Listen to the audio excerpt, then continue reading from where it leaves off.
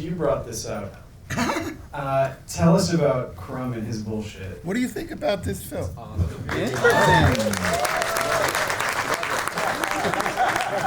We're going to talk about Crumb and his bullshit. I really don't. I don't want to talk about it. Okay. Why would I talk? I want to talk about art and filmmaking. What? We want to hear it. What? What's that got to do with filmmaking? Right? What does that got to do with filmmaking? Talk about Coney Island. I want to talk about Coney Island. Yeah. And I'm a filmmaker. Yeah. Why don't I want to talk about Crumb and his bullshit?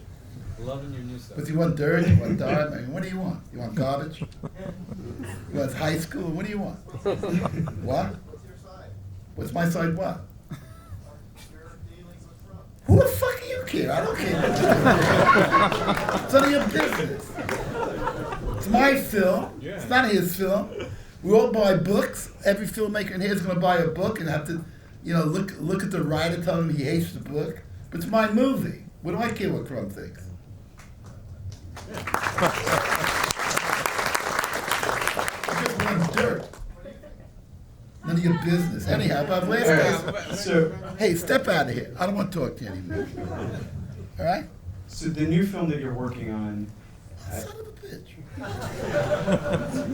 Let me tell you what's important if you're any filmmakers here. First of all, this film was raised with Kickstarter money of $170,000, which we just finished. It was going to be 5 minutes, but as a director, I got carried away. It's 22 minutes now, and I put my own money into it. It was the budget I got. But why I put my own money into it was because there's a thing called pay-per-view, where you make it and you put it on the air, and people want to buy it for $5, you could make money. And I think that's the way film is going to go. They're streaming, everyone's getting into the business, and I think if you're a young filmmaker, that's the answer. If you're a young animator, I have never had a better time in my life, not looking over my shoulder. This could be my best movie for me, because I didn't have any compromises, and I rewrote whatever I wanted to rewrite, which I believe in. But you're on a film for 2 years, and a year into the film with the script you wrote, you finally understand what you're doing. The film becomes quite evident, and it wasn't evident before. What's important at that point is to rewrite scenes and make it work better. Because now you understand how you aligned in certain areas, how you were cheating yourself and just being smart, constructing stuff for the sake of construction because it works. You know what I'm saying? To get it greenlit. So that's why I got all my trouble in Hollywood. I kept rewriting stuff after what I handed in the script. And it would drive them crazy. But it was still animation, so it's not important to them, so I got away with most of it. So that's the way I'm going, and I've never had a better time, and I think I'm going to make money, and I think I'm going to finish the film with that money. I may even make a profit. And I'm very excited about the potential of young filmmakers being able to make their own movies, put it on pay-per-view, get the hype going on Facebook, and it's going to happen. It's happening. So that's why I wanted to show you the film, to let you know that I would never go to a studio again, ever. But it's the internet, it's whatever I want. Look at the quality on this thing. It was made on a computer at home. Look at the background style. And I don't feel cheated, and I don't feel like I'm lacking, and I certainly don't need a distributor to distribute the film myself. Well, I would look at that very, very seriously. If I was your age, well, doing it at my age, I'm 77. So that's what I'm doing now. I would never go to a studio again, ever. That's why I reacted to greenlit. Don't greenlight me, I greenlight myself. That's it. The way to go. all right, I'm sure these guys have plenty of questions. Anyone want to ask me a question? Yeah. Don't you ask me a question.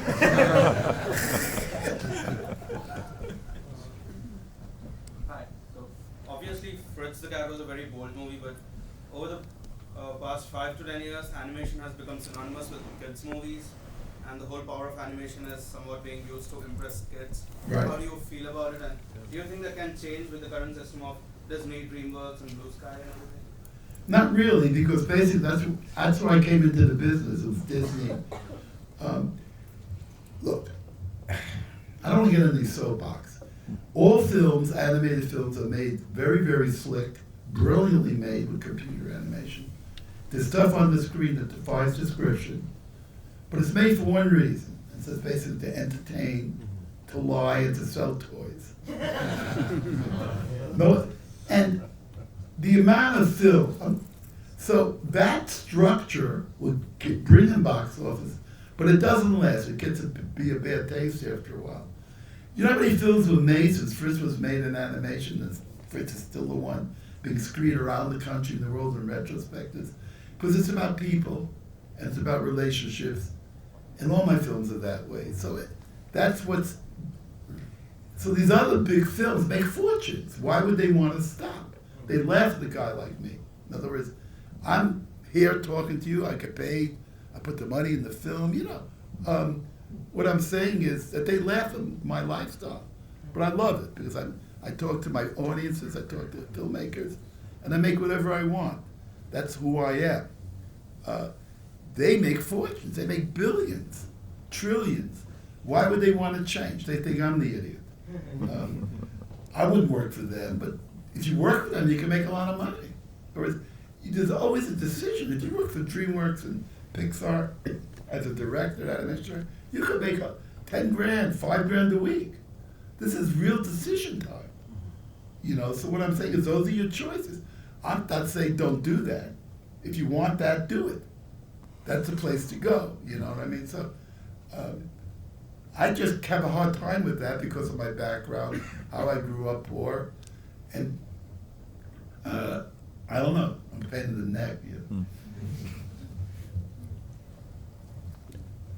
I'm a big fan of Hey Good Looking, but the final product I think was pretty different from what you'd originally planned. Is there any chance that original cut will... Well, Looking was a battle disaster. Again, I went back to Warner Brothers. They threw me out on Fritz, and then they took me back on Looking because they blew it on Fritz. But you got to play that hand, you know. Yeah. I had this idea to do an entire live-action picture except for 4 animated characters. And the rest of the black gangs and the white gangs were all live, and these 4 animated characters who were idiots played along these people. They saw the film and said it wouldn't work. Now, years later, they released Roger Rabbit, the same idea. That didn't. So I had to throw out all the live action. They sued me. Even though they bought it with that concept, they sued me. And they said, what are you going to do now? Because how much money you have to fight these guys?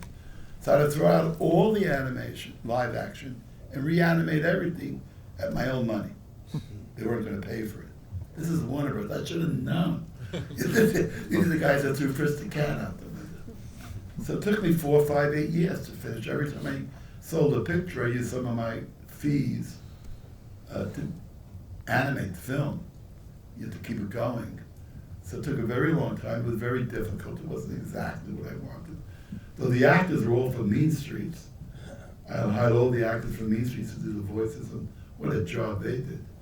As a matter of fact, the girl who played Rosalind did the voice for one of my characters in this picture, and she's my age. So it's great to hook up with her again. She's just as good as she was in those days. My wife.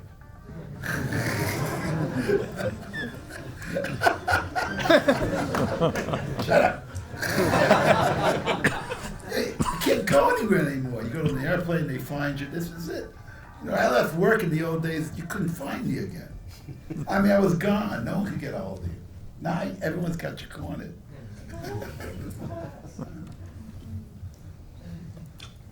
Yes. If you redid Fritz the Cat now, would the Harlem scenes change in your mind? Nothing changes. Everything's the same. So much of what's going on is the same. We still have guys on top of cars screaming. We still have. No, it's not much change. That's the strength of the films. You're dealing with people. No, I wouldn't change much. What would I change? I don't remember it too well. But the point is, I don't see much difference. Heavy traffic, I saw that the other day. Coonskin, right on the money.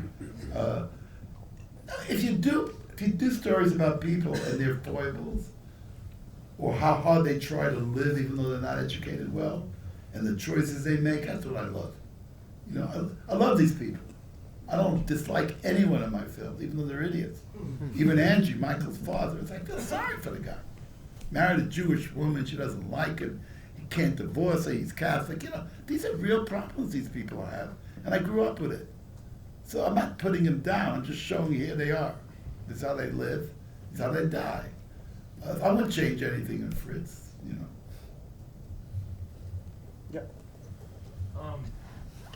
Movies like Coonskin and Heavy Traffic and Fritz and stuff, they all have a lot of like racially charged kind of stuff. Do you ever get accused of like racism or anything like that? Me? What? Well, do you Yeah, of was course anybody I do. ever like, yeah, well, what's what you tell them? What do I tell them? Yeah. I tell them that they're the racist. The point is, I mean, I'm not the racist. I'm telling what I think is the truth as I saw it. You know, and I'm not the racist. This is how people are. The racists are people that hide the facts. I mean, I heard a thing on CNN yesterday. I was screaming at the television. I promised myself I wouldn't be screaming anymore. Here we have guys being pulled over, black guys being pulled over for no lights or a traffic sign or whatever they're doing in their cars, and they end up dead, shot. And what the cops say, and all these talking heads on television say, well, the guys reached for something in the dark, the cops couldn't see it, they were protecting themselves. All this garbage. A guy gets pulled over in a car and is dead, and he happens to be black. This is what's happening all over the country. So what I'm saying is, yet when you when you watch television, everyone's apologetic to what's going on, for the most part. They're protecting the system.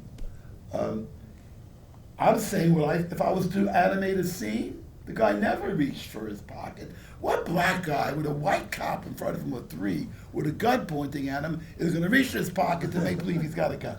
I mean, it's got to be the biggest idiot in the world. They know what's going on. They go like that. They might have said, "Fuck you," and the cop shot him. That's what happened. So I put that in the picture.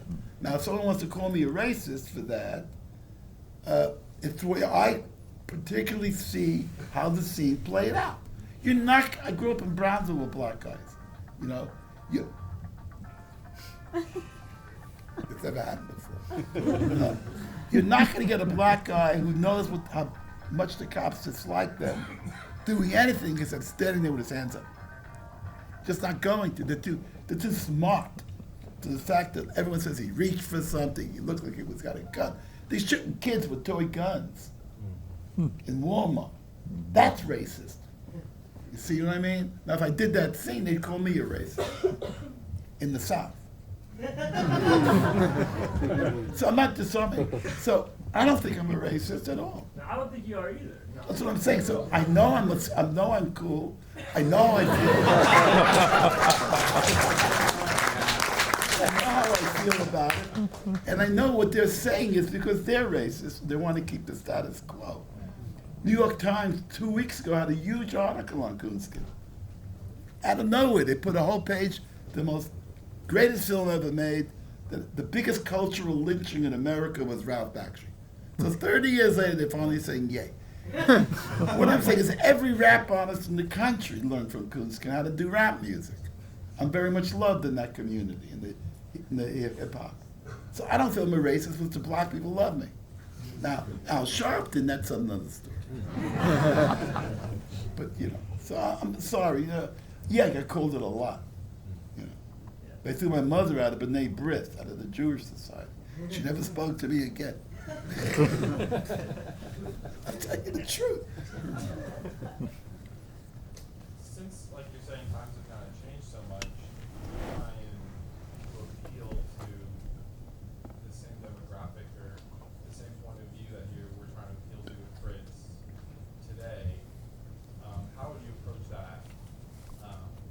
Where would you go with that? I'm not sure. It's a good question. Maybe I've gone a little with that in Last Days. I hope I have. Well, the obvious to me, without giving it much thought, is everyone's plastered to a phone. No one's talking to each other. That's interesting stuff. You know, the texting is very interesting. No one's talking. Everyone's promoting themselves. Everyone's got their own producers and directors or PR people all over the place. I think that's incredibly interesting. I heard the conversation out there. I couldn't believe what I was hearing out there. And the two girls were talking, you know, and it was different from my time. It was all very, how they're promoting themselves, the Facebook, the pictures they're putting on, and how grand they look. I mean, so what I'm saying is there's a lot of interesting stuff going on that you want to tell the truth about. I mean, what I'm saying is that you want to discuss in a way that would be humorous, but also say, hey, this is what's going on.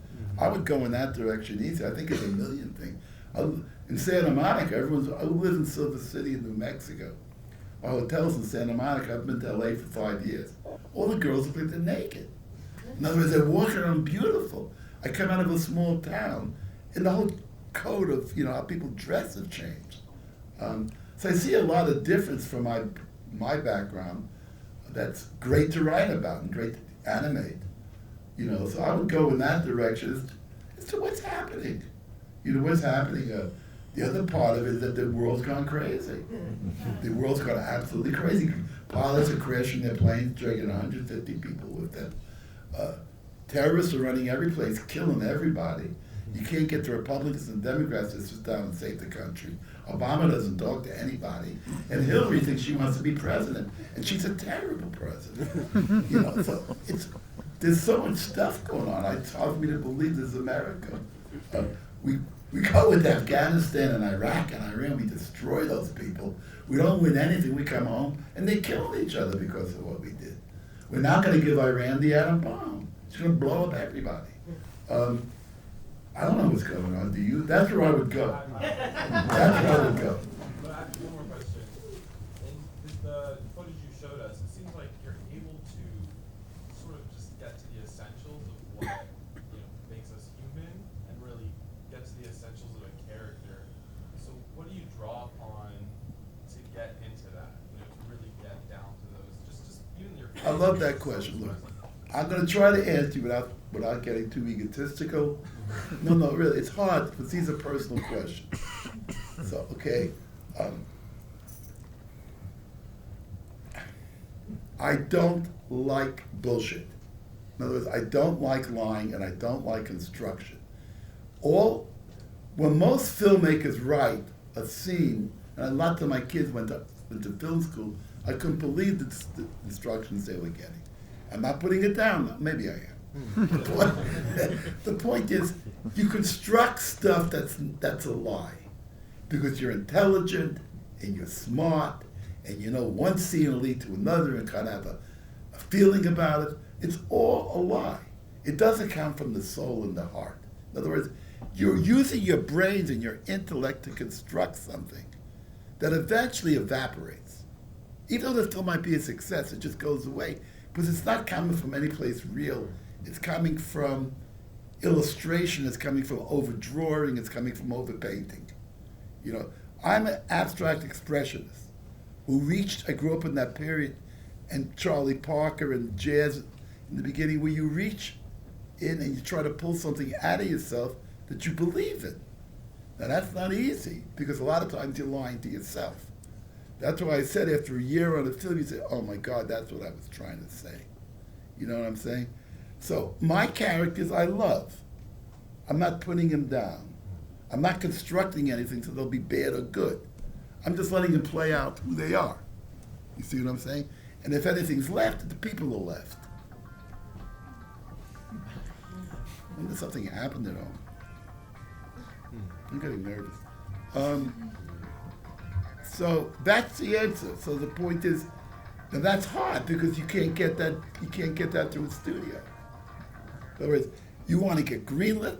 These guys are sitting there. They give you 10,000 notes on a script. I mean, they used to send me notes on a script. I just threw them out. You could not believe. They forget about them next week. I mean, they will forget what they wrote. They'd write something else. You know? So I'm serious. So it's very difficult for a young filmmaker. I had a huge success. I got lucky. I did a film that made for $1 million that made $300 million. Everyone's rolling in money. I'm golden boy to them. So I had lots of leeway. It's muscle, and I used it. I lied to them. I wrote scripts. I rewrote it. I used what I had to get my films done. But if I didn't get Fritz, I don't know what I'd become. I worked 15 years at Terrytoons doing Mighty Mouse, and a whole range of animated cartoons until I got drunk and could stand it. But I know what it is to have to earn a living. It's difficult. There's a lot of money out there. You know what it costs in Santa Monica to eat? I mean, I can't believe what's going on with the prices. So, I love my people, and I don't try to lie or construct anything that's just intellectually cool. Like anybody with any brains could eventually construct a film that looks like it's working. It is and it isn't, depending what you're looking for. If you're looking for the film to disappear in 5 years and you make a lot of money, that's fine. But if you're looking for some longevity in who you are as an artist, it's not going to hold up too long. That's a hard battle, trying to be honest with yourself and still turn out a good movie. Just because you're honest doesn't mean it's going to be good. So there's all kinds of problems. Yeah, you can be honest and hell, it'll still be shit. I'm sorry. Let's talk about Crumb. Yes. Good. I'm just a huge fan. I love all your stuff. The new stuff I can't wait to see. Are you any future plans for like an animated series or online? You were saying pay-per-view. I'm just going to do feature films with pay-per-view. I'm going to try to get my money on Kickstarter and pay-per-view and just keep going, and I think it's going to work. Yeah, I'm a marketing major, so I'm excited to see what you're going to do. Well, my son did it. My son Bakshi started the Facebook thing and all that stuff, and he taught me that this stuff works. Yeah, it does. So I didn't do this by myself. I'm old school, so it takes a new guy who understands what's going on. Mm-hmm. I'm very old-fashioned at this point. You know what I'm saying? But that's where I'm going, because I want my freedom. I want my freedom. This is the best movie I've ever had a time with, because I'm not looking over my shoulder. Not one day did I not do exactly what I want. I wasn't afraid of the phone ringing and saying you're fired. The technology definitely complements your Technology? style. Look at the technology. It's low budget. I'm going to make a better looking film than I made before. The computer is amazing. Yeah. It's just absolutely amazing. Every photograph I got, I ripped off the computer. Just music, right off the computer. Yep. Ralph, what do you think about sexism in animation? That's one of the animators. That's one of the only animators I hired on Last Days. And she asked me this, what's the question? What do you think about sexism in animation? Okay, let me rephrase it. Like, from when you started up until now, like, what changes have you seen? And what? And like sexism in animation, I mean, just observing. I don't know. I don't know.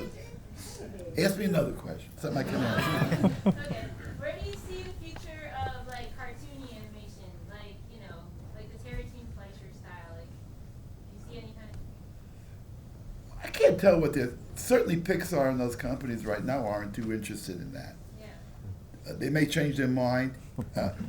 They should be changing their mind after Last Days comes out. It's very old-fashioned in the sense where it's got schmaltzy. It's got texture, which is different than the computer. It's real. It's got its flaws. I love flaws in animation. So we'll see. I don't know I know where I'm trying to go, which is always I'm trying to go. So I know where you're trying to go.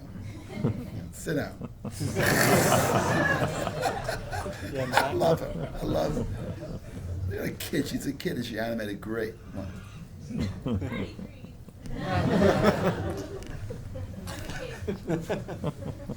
Yeah, in the back. In the very back. I'm going to check my phone to see if anything bad happened. Yeah. Okay. Are there any contemporary filmmakers and animators that you admire? Yeah. Anybody doing it right now? Anything exciting happening? Yeah, I've seen a lot of great stuff on online.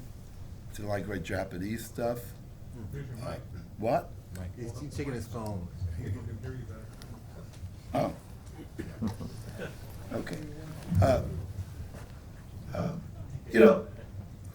I've seen a lot of great stuff, and I've seen a lot of great guys. There's a lot of great talent out there. Particularly their names I don't know.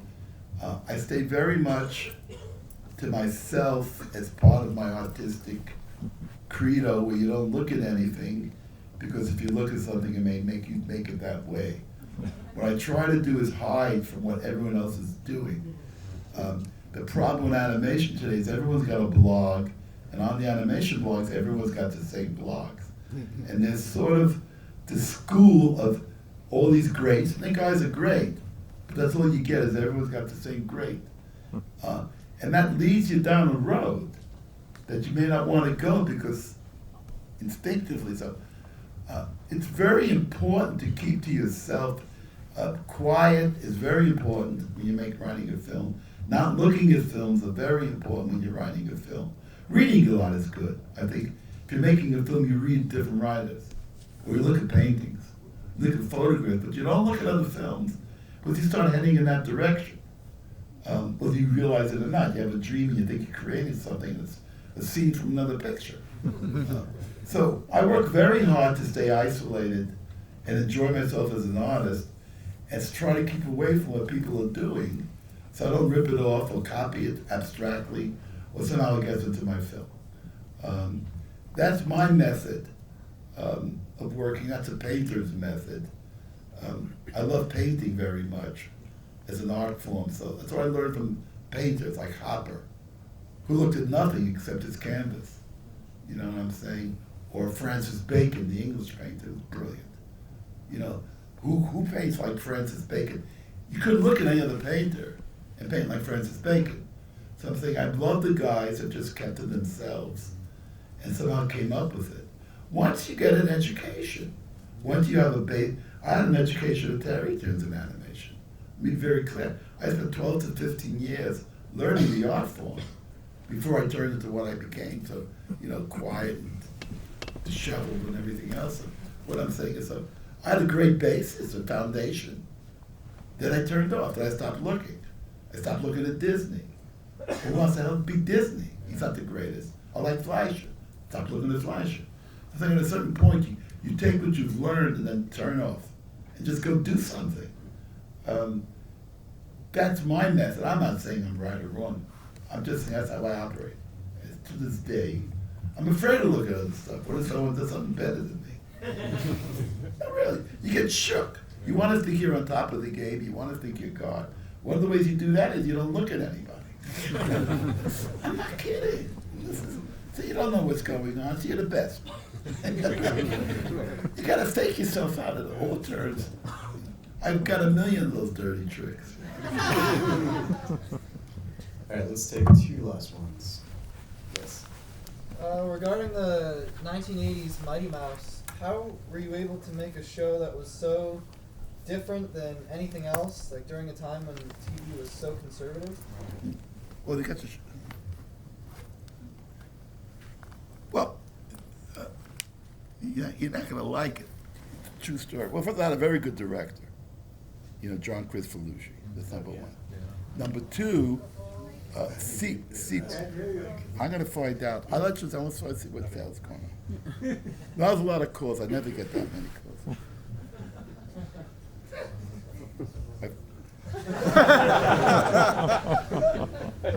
Just one. Oh.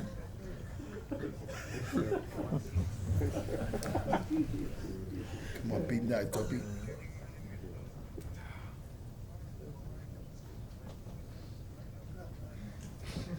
My driver waiting for me.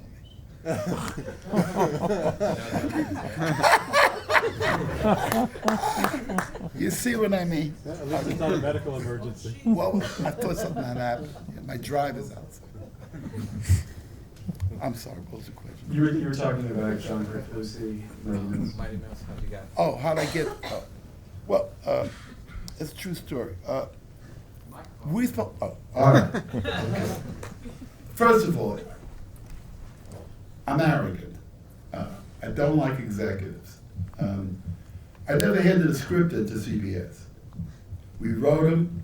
We're supposed to hand them in. I never did. I said, if I hand them in, you can't get the shows because we're behind schedule. Judy Price, who worked CBS at the time, said it's okay. The films look good. So we never had to hand in a script. I never got a note. And that's how we did it. In other words, We got good ratings, and it worked. They had given me notes, it would have been a different show. So, but I knew I had the leverage because the deadlines were too tight. If I handed in scripts, I couldn't finish the show. That's not really true, but that's what they thought. Never handed it in, and then some cocky kid, I'm not going to mention his name, did a coke scene in the film. I thought that was outrageous. And I didn't catch it. I was in New York, and that blew us off the air. And that was not nice. I mean, that's not what I consider cool. I mean, a lot of these guys think adult animation is cursing and tits and ass, and they're not really understanding it. It's about people. It's not about sex or violence. It's part of the film, okay, but I never got interested in that. You can be surprised at the lack of certain things in heavy traffic. It's a mature me, and 77-year-old me. At any rate, we never ended in the script. I just do those things because I know it's going to work, but they don't believe it's good. They don't believe you're going to do it. See, I'm just from Brooklyn. I understand that. They don't believe you're going to do it, so they don't know what to say. Their cover is broken. You're not handing a script to me. I run CBS. Take you to lunch, Judy. Okay. You know, that's how I operate. But I knew that from my youth. You know, I had an advantage. All right, let's take one last question. Yes. Yeah.